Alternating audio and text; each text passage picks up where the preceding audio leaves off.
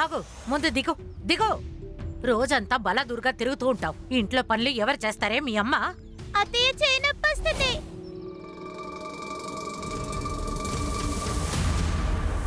ఇకపోతే మీరు, దీనికి బుద్ధి లేదు. మీకు కూడా బుద్ధి లేదా ఏమిటి? మళ్ళీ ఎవరైనా దీన్ని ఆడుకోవడానికి పిలిచారంటే అందరికీ దెబ్బలు పడతాయి. పదవే, ఇంటికి పద. కానీ అత్తయ్య పదలేదు గిట్టలేదు. పద, చెప్పేది వినండి. పద. అత్తయ్య పదమంటున్నానా? ఈ రోజు నువ్వు ఈ విషయం తెలుసుకోవాలే. నువ్వు మగవాడివి కాదు, ఆడపిల్లవి. నీకే చెప్పేది నోర్మి. నేను చుట్టుపక్కల ఇళ్లలో పాచి పని చేసుకుంటూ వస్తున్నాను. ఎంతో కష్టపడుతున్నాను. ఒక్క నిమిషం కూడా రెస్ట్ తీసుకోకుండా పనిచేస్తున్నాను. ఎందుకు చేస్తున్నాను? నీ గురించి లేనిపోని కంప్లైంట్లన్నీ వస్తున్నాయి. ఎదురింటి వాళ్ళ అద్దాలు విరగొట్టేవంట, వాళ్ళని కొట్టేవంట, వాళ్ళ నుంచి నువ్వేవో దొంగిలించావంట. ఏదో ఒకటి చేయొచ్చు కదా. కూర్చోవే ఇక్కడ. మీరు ఎక్కడ నన్ను మాట్లాడిస్తున్నారు?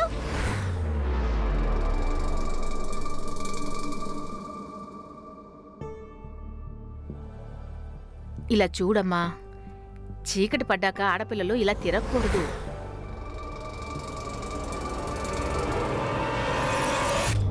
నీకేదన్నా అయ్యిందంటే నేనేం కావాలి చెప్పు? నేను చెప్పేది అర్థమవుతుందా?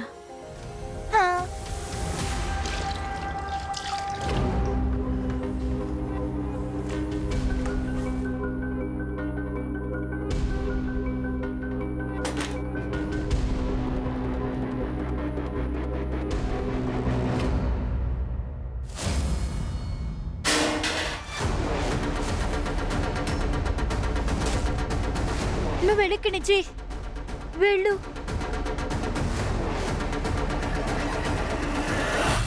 ఎవరితోనే నేను చెప్పావని ప్రాణాలు తీస్తానే. లేదక్క, నేను ఇది ఎవరితోనే చెప్పను. ఏంటి దొంగతనం చేయాలో చూస్తున్నావా? ఏం చేయాలనుకున్నావు? దొంగలించడానికి ప్రయత్నించింది. లేదత్తయ్య, తిన అబద్ధం చెప్తుంది. నేనేం దొంగలించలేదు. మా ఇంట్లో తిని మా ఇంట్లోనే దొంగిలిస్తావా? నీకెంత ధైర్యమే? ఉండు, నీ పని చెప్తాను.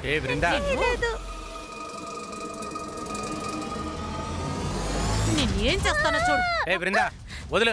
అది మన కోడలే కదా. జూహి, నువ్వు వెళ్ళమ్మా, వెళ్ళు. నువ్వు నీ రూమ్కి వెళ్ళి రెస్ట్ తీసుకో. వెళ్ళు.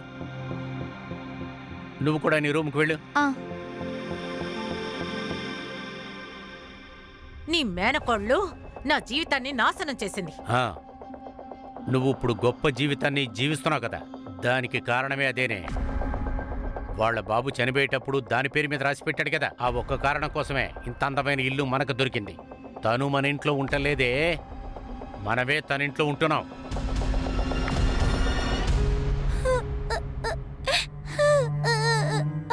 అమ్మా, అమ్మా, అమ్మా.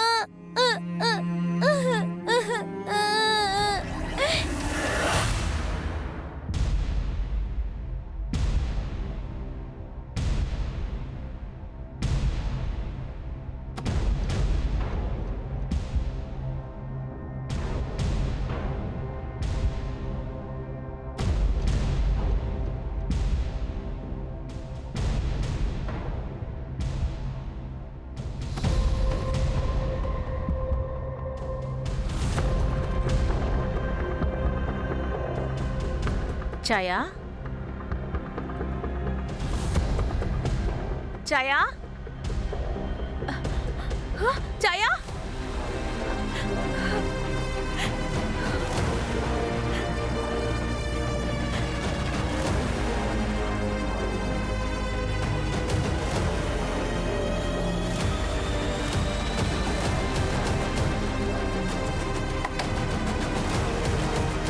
అమ్మా, ఏమైందక్క? ఛాయా ఇక్కడికి వచ్చిందా? అరే ఏంటక్క నువ్వు? నీకు అర్థం కావట్లేదా? ఈ సమయంలో తనెందుకు ఇక్కడికి వస్తుంది?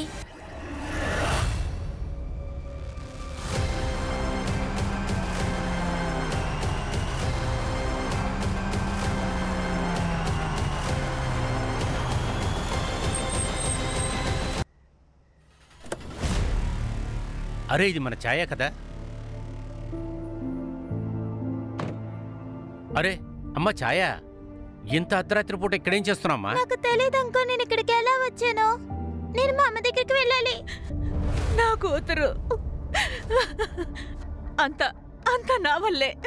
అనవసరంగా నిద్రపోయాను.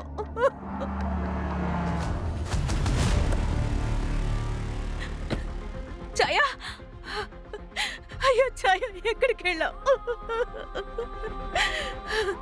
ఒక్క నిమిషం నా ప్రాణమే పోయింది. ఎక్కడికి వెళ్ళావే చెప్పు. అమ్మా, ఇంటి నుంచి బయటికి ఎలా వెళ్ళానో నాకే తెలియలేదమ్మా. శాంత, అరే తను చిన్నపిల్లమ్మ. తను కావాలని ఇదంతా చేసిందా? మంచి సమయం తను నా బండి ముందుకొచ్చింది. తనకి స్పృహ కూడా వచ్చింది. నువ్వు తలుపులు వేసుంటే రేపు మా వాళ్ళు వస్తారు. వాళ్ళు వచ్చి తలుపులు బిగించిస్తారు. లేదు సార్, మీరు నా కూతుర్ని కాపాడారు. చాలు సార్, అదే చాలా పెద్ద అది విషయం. పిల్ల కోసమేనమ్మా. నేను ఊరికే చేసి పెడుతున్నాను అనుకో. నీకిచ్చే జీతంలోంచి నేను కొంచెం కొంచెంగా కట్ చేసుకుంటాను. ఇంటి తలుపులు ఫిక్స్ అయ్యేంత వరకు ఈ పిల్లని జాగ్రత్తగా చూసుకోవాల్సింది నీ బాధ్యత. సరేనండి.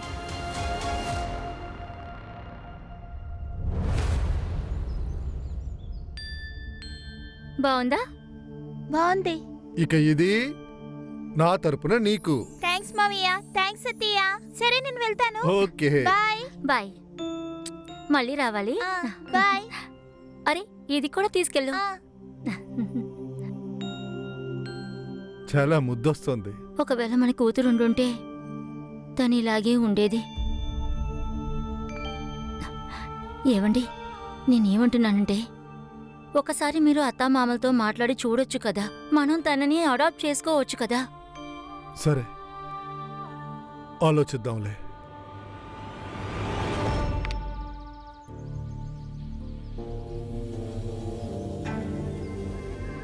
పద పద. ఏ ఛాయా, మనం అక్కడికి వెళ్ళి ఆడుకుందామా? నేనేం మీతో రాను. ఏ సరదాగా ఉంటది. మాతో రా. రమ్మంటున్నాను కదా. బాగుంటుంది. రా. డాక్టర్ ఆట ఆడుకుందాం. భలే సరదాగా ఉంటది. నేనే డాక్టర్. అరే కూర్చో, అరే కూర్చో, కూర్చోమన్నానా? నేను తన్ని చెక్ చేస్తాను. త్వరగా చెక్ చేయి. నాకు మీతో ఆట ఇష్టం లేదు. అరే, పేషెంట్ కు జ్వరం ఉంది. వెంటనే ఇంజెక్షన్ ఇవ్వాలి. రా, నేను హాస్పిటల్ తీసుకెళ్తాము. రా, ఏయ్, ఇంజెక్షన్ వేయనా? ఏంట్రా చేస్తున్నారు మీరు? సిగ్గులేదా మీకు? ఏం మాటలురా ఇవి?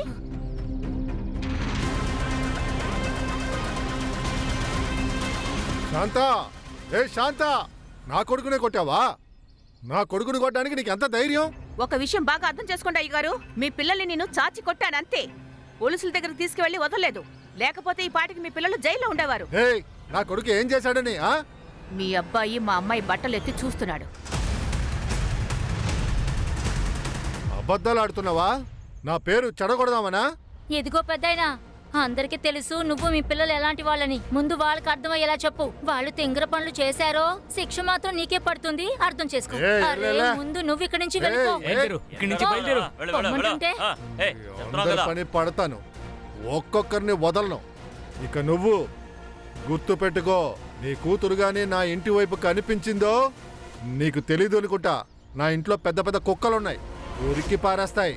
నీ కూతుర్ని వదిలిపెట్టవు, గుర్తు పెట్టుకో.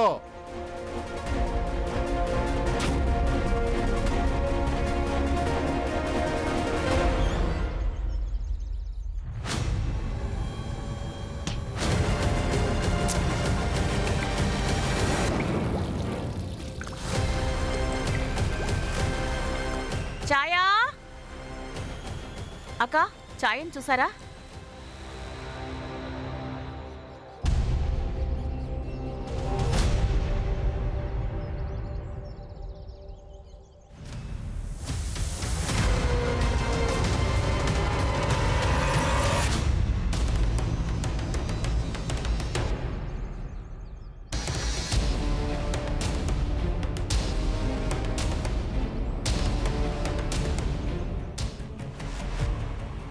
ఛాయా, అయ్యో నా కూతురు. ఛాయా, అయ్యో.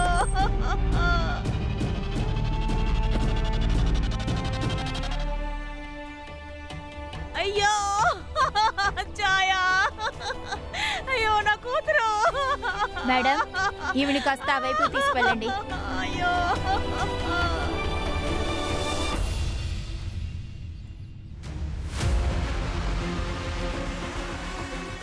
సార్, ఇది యానిమల్ అటాక్ లా ఉంది.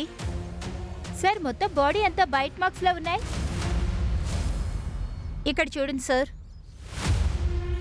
సార్ గొంతు దగ్గర కూడా చూడండి, చాలా రక్తం పోయింది. ఎక్కువ రక్తం పోవడం వల్ల దీనికి చనిపోయి ఉంటుంది. కానీ ఏ జంతువు తాలూకు ఫుట్ మార్క్స్ ఇక్కడ లేవే. ఒకవేళ నీళ్ళలో నానిపోయి ఉండొచ్చు కదా సార్.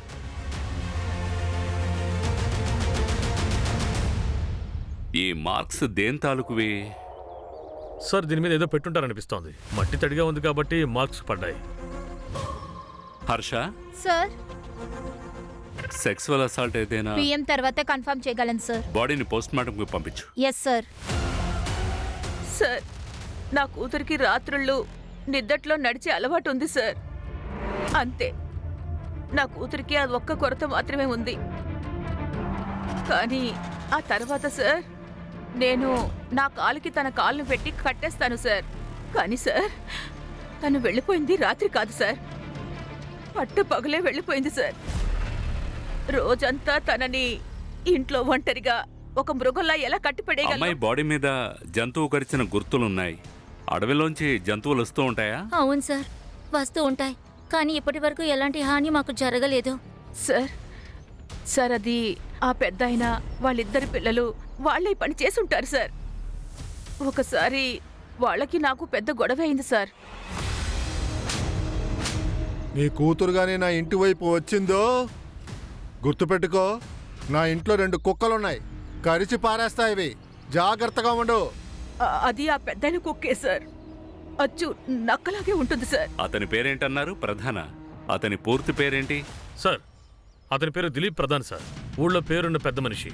పొలిటికల్ ఇన్ఫ్లుయెన్స్ ఉన్నందువల్ల కాలర్ పైకెత్తుకుని గర్వంగా తిరుగుతున్నాడు. నేను వీళ్ళతను కలిశాను, నిజంగానే చాలా పొగరబోతులా ఉన్నాడు. అదేంటి సార్ మీరు ఇప్పుడు వచ్చారు కదా, నా కుక్కలు ఏమన్నా మిమ్మల్ని చేసాయా? అవి ఒట్టి కుక్కలు సార్, నక్కలా ఏంటి? నేను కుక్కల్ని బయటికి తీసుకెళ్తా, ఫ్రీగా వాటిని బెల్ట్ లేకుండా కూడా వదలను. అంటే ఇప్పుడు దాని కూతురు చచ్చిపోయింది కదా, అందువల్ల బాధగానే ఉంది నాకు. కానీ సార్ ఒక విషయం చెప్పనా, ఆ అమ్మాయి ఉందే అదో టైప్ సార్. రోజంతా గ్రామంలో తిరుగుతూనే ఉంటుంది, కంటికి కనిపించింది పట్టుకుపోద్ది. కొన్నిసార్లు ఇంకెక్కడికైనా వెళ్ళి దొంగలిస్తుంది. వాళ్ళిద్దరూ చాలా చెడ్డవాళ్ళు సార్. ప్రధాన్, అమాయకురాలైన 12 ఏళ్ల బాలికని నీ కొడుకులిద్దరూ అత్యాచారం చేయడానికి ప్రయత్నించారు. అరే ఏయ్, సార్, నోర్మయ్, నువ్వు చెప్పింది విన్నాను కదా, ఇప్పుడు నేను చెప్పేది విను. కంప్లైంట్ ఉంది నా దగ్గర, వాళ్ళిద్దరిని లోపలేసేస్తాను. సార్, ఛాయా గురించి గ్రామస్తులు ఏం చెప్తున్నారంటే తను నిద్రలో నడుచుకుంటూ నది దగ్గరికి వెళ్ళింది అని. అప్పుడు ఏదో జంతువు తన మీద దాడి చేసిందంటున్నారు. లేదు, అదంతా కాదు. పగటిపూట ఎలా నిద్రలో నడిచి వెళుతుంది?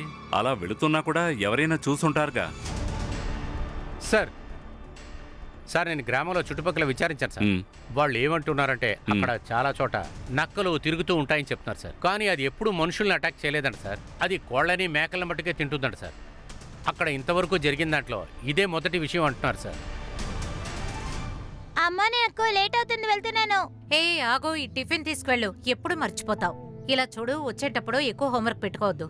నువ్వు మార్కెట్కి వెళ్ళాలి, ఇంకా పిజ్జా కూడా తీసుకురావాలి.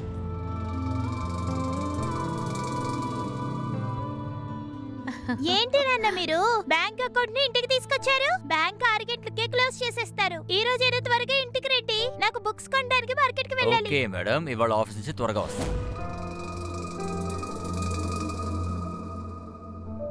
థ్యాంక్స్ నాన్న. అన్నయ్య, ఈ రోజు మీ ఫ్రెండ్స్ చూసినప్పుడు అసైన్మెంట్స్ అన్ని తీసుకొస్తా. నువ్వు స్కూల్ కి వెళ్ళిపోతేనేంటి, నేనున్నానుగా. నీ మ్యాజికల్ వాన్ చూడు, అన్ని ఎలా సరి చేస్తానో చూడు. ఆ తర్వాత స్కూల్ కి వెళ్తే చాలు. ఆటో సతీష్ అన్న వచ్చేసారనుకుంటా. బాయ్ బాయ్ నాన్న. జాగ్రత్త. వెళ్ళు. ఓ బాయ్.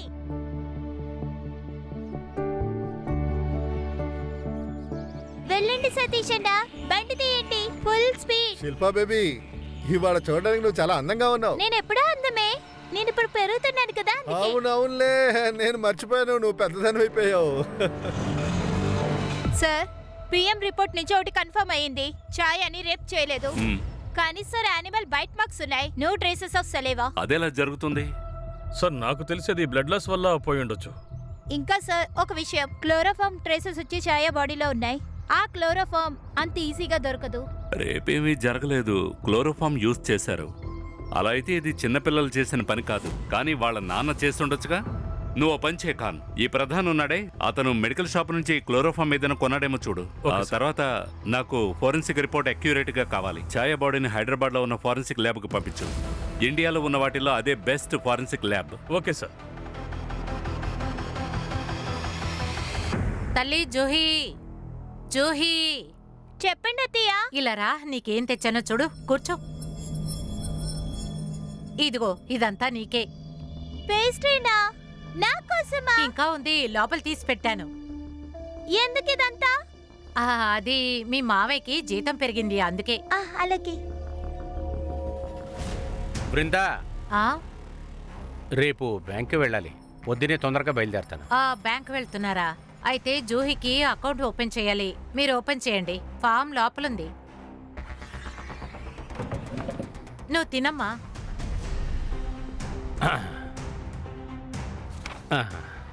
జూహీ, అమ్మా నువ్వు ఇక్కడ ఒక సైన్ చేయమ్మా. ఇక్కడ కూడా చేయమ్మా. మూడోది ఇక్కడ కూడా చేయి. అలాగే. ఇదిగో.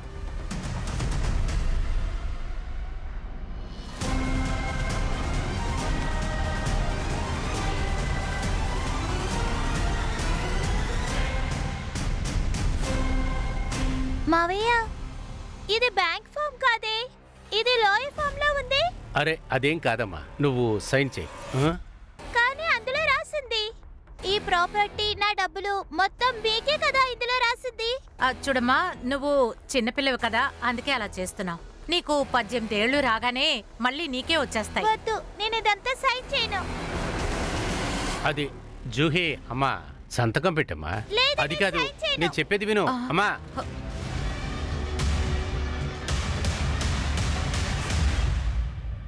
శిల్పా, శృతి నిన్ను ఆడుకోవడానికి పిలుస్తోంది. వెళ్ళి తనతో ఆడుకోమ్మా. మేము ఇంట్రెస్టింగ్ గేమ్ ఆడుతున్నాం. మేమిద్దరు పోటీ పడి ఆడుతున్నాం. నేను అన్నితో ఆడతాను. Good girl. నాన్న వచ్చారు. నాన్న, మిమ్మల్ని బుక్ కొనుక్కుని రమ్మని చెప్పారు కదా. లేదమ్మా, ఇవాళేం కొనుక్కురాలేదు, రేపు కొనుక్కొస్తాను. నాకు రేపు కావాలి. శిల్పా, అమ్మా లోపలికి వెళ్ళి ఆడుకోమ్మా. అలాగే తీసుకురానియ్యా. ఒకవేళ అడవి జంతువో కుక్కో ఆ అమ్మాయిని కరిచుండుంటే, కరిచి ఎక్కడికైనా లాక్కుని వెళ్ళిందంటే ఇక్కడి నుంచి ఇక్కడి వరకు నేల మీద మార్క్స్ ఉంటాయి.